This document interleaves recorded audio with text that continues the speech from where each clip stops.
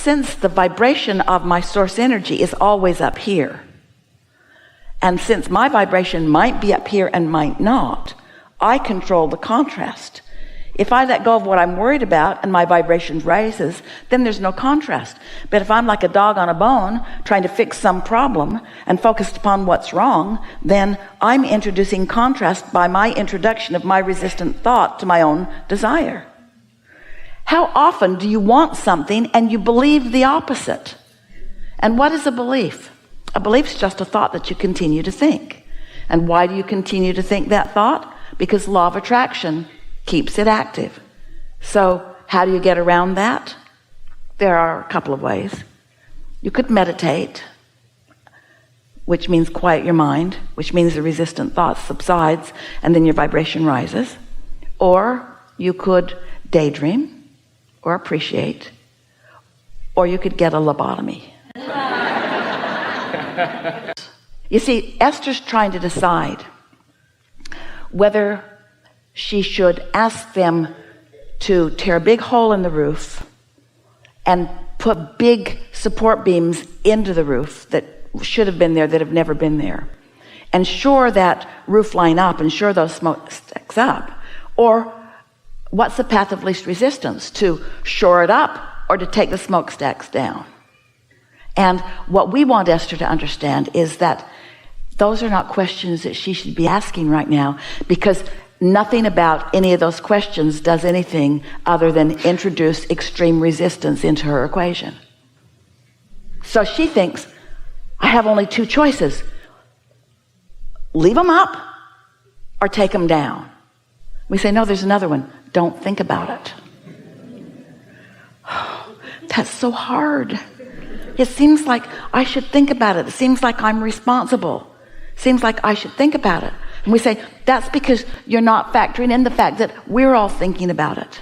You don't feel supported and guided. You don't trust that the universe is dealing with this.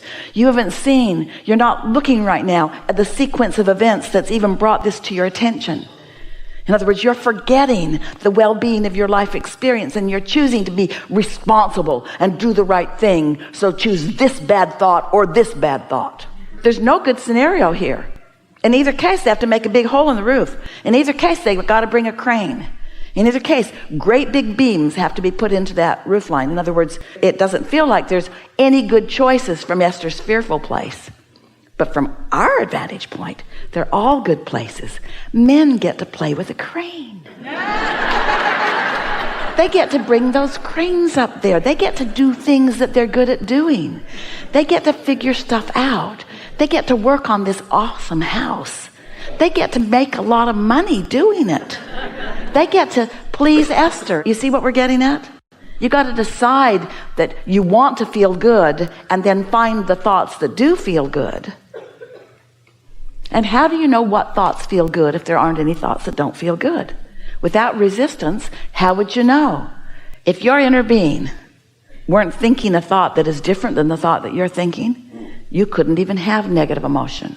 Stay with that for a moment. If your inner being weren't knowing your success on whatever it is, then you couldn't even have negative thought. You still there? So doesn't that mean that your negative thought is proof that there is positive thought? Doesn't the very fear itself mean that there's big guns on the job? That the energy that creates worlds is really focused on this? Because if it weren't, you couldn't feel that fear. You see what we're getting at? So we want you to feel that it's only when you oppose what your inner being knows about the specific subject that's active within you that you ever would feel positive or negative emotion. When you feel positive emotion, it means your inner being's all over this thought just like you are. When you feel negative emotion, it means your inner being's all over this thought but has a very different vantage point than yours. Don't you like knowing that? Do you feel blessed enough to let yourself feel good? You can trust the non-physical in the sky. You can trust your non-physical counterparts. You can trust the worthiness of your being. You can trust the blessedness of your being. You can trust that things are working out for you. You can just decide whether you want to help or hinder. We just want you to get out of the way of the well-being that's happening on your behalf. We want you to be less involved in fixing things and more involved in trusting that well-being is happening.